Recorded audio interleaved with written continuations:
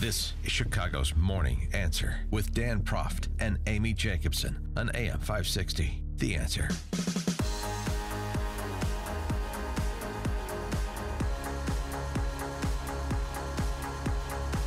Good morning, Dan and Amy. So it's time out between the North Koreans and America.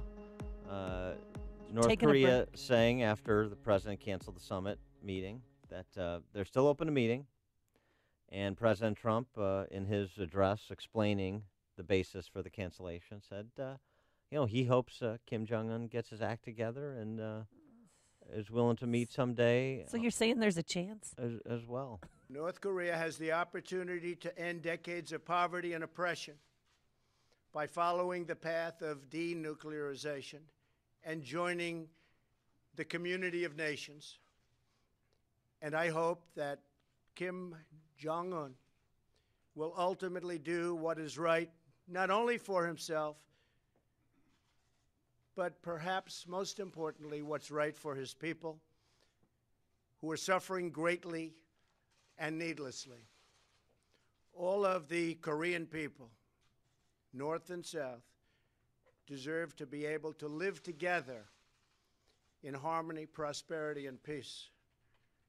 That bright and beautiful future can only happen when the threat of nuclear weapons is removed. No way it can happen otherwise. If and when Kim Jong-un chooses to engage in constructive dialogue and actions, I am waiting. We're waiting, and we'll see. For more on this topic, we're pleased to be joined by Colonel Cedric Leighton, CNN military analyst and security consultant who served on the Joint Chiefs of Staff and the National Security Council. Colonel Leighton, thanks for joining us again. Appreciate it. Oh, you bet, Dan. Good morning. So was Trump right to cancel the summit? Yes, I do think so. I think he was right because of many of the insults that were hurled in his direction and and frankly, in the direction of the United States. Having said that, though, I think the timing of everything was definitely a bit off in the sense that we have an opportunity here to do some things. It was a way for two nations that hadn't spoken to each other for real since the end of the hostilities in the Korean War. So there was an opportunity that they're still trying to realize. As is evidenced by the president's remarks that you played, and also the North Korean statements. But I think that given the kind of rhetoric that we heard from Pyongyang, it was very important for the president to put a marker down and say, not so fast, and in essence, don't talk to us in this way. Well, what put the nail in the coffin, though? I know that not Kim Jong-un, but one of his associates called Vice President Pence a political dummy. And then they talked about, No, you're a dummy. No, you're a dummy. And that, even in his letter, President Trump wrote to Kim Jong-un, it says, you talk about your nuclear capabilities, but ours are so massive and powerful that I pray to God they will never have to be used. Right. And so, Amy, when you look at the president's letter, there's kind of this dichotomy of very nice, let's see if we can make a deal type language. And then there's the warning, and the warning being, if you go down a certain road, there is a great risk to you and to your regime's survival. So I think what the president was doing was he was trying to play into the desire and really the imperative of the North Korean regime to keep the Kim dynasty alive. Kim Jong-un wants to do everything in his power to maintain that power and to keep that dynasty going as part of North Korea. So when he goes and does things like he did with the president of South Korea, with President Moon, he is putting himself to some degree of risk. And there is a report that he was actually concerned that if he went to Singapore, that to meet with President Trump, that he risked a coup d'état in North Korea. Whether or not that was possible, it's certainly something that we have to consider as we look at possible options for a future meeting between President Trump and Kim Jong-un. Despite some general agreement that President Trump was right to cancel the summit, there's still some criticism the president is taking from the foreign policy establishment. For example, the Wall Street Journal editorial board opining that Trump was ill-advised to agree to the summit so readily and without much planning in the first place, and he compounded the error by talking up its prospects up until the cancellation. Is that a fair criticism, or is that just a foreign policy establishment that doesn't appreciate Trump's approach to these rogue nations? Well, I think it is a fair criticism, but I'll caveat that with this thought: the idea that you can do something bold and something innovative almost never is appreciated by any establishment, especially the foreign policy establishment. And you think about let's say Reagan's move, with Gorbachev. Everything from his speech at the Berlin Wall, where he spoke about, Mr. Gorbachev, tear down this wall.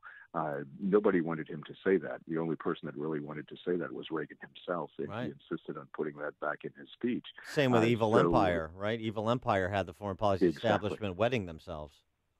Exactly, and so these kinds of bold moves, this kind of innovative thinking in foreign policy, that is something that no establishment really likes. But in this particular case, the difference between, let's say, Reagan, and how he dealt with Gorbachev, Nixon, and how he dealt with China, those summit meetings were meticulously prepared.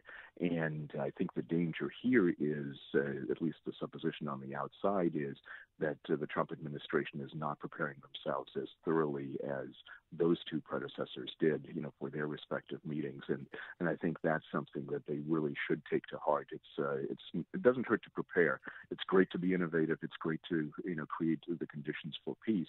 But you also have to know what you're dealing with. You have to know the history of the people that you're dealing with, and you have to, anticipate some of their moves. And that's the kind of thing that I think becomes very important, for the Trump administration going forward. Yeah, and there was also a prep situation last weekend in Singapore, and the North Koreans didn't show up for it. So I think that's one of the reasons why, too, that we'll break this off before you break this off. But I want to get to the reporters that have been chosen to be in North Korea right now that are at former nuclear test sites that apparently, I've seen the video, I'm sure you have too, that they're blowing up certain roads and tunnels. Is this just a PR stunt, or do you think they're actually accomplishing something?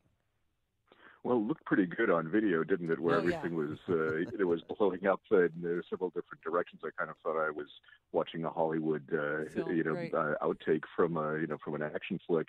But it's really hard to say. And even journalists like CNN's Will Ripley, who is there, they basically say, look, we're journalists. We do what we do, but none of us are experts on nuclear disarmament or on the physics of something like this. I think that this may very well be a PR stunt, but it's a PR stunt that some of them, at least some of the North Korean officials there, seem to believe in.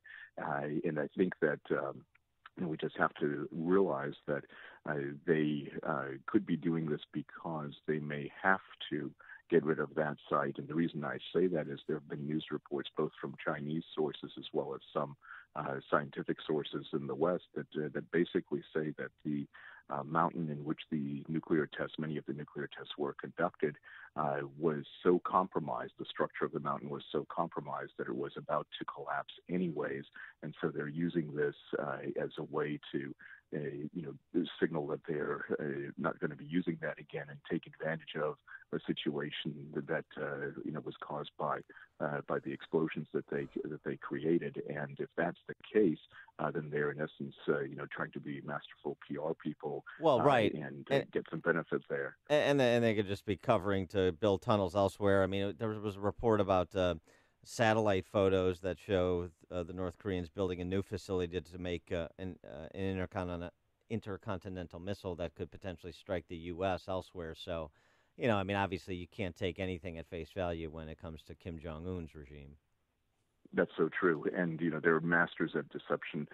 They're masters at, you know, putting lots of things in tunnels, whether it's their command and control facilities or the weapons manufacturing facilities or a test site. And my suspicion is, as an intelligence professional, is that they have other sites and that they are just getting ready to activate them should they feel the need to do so.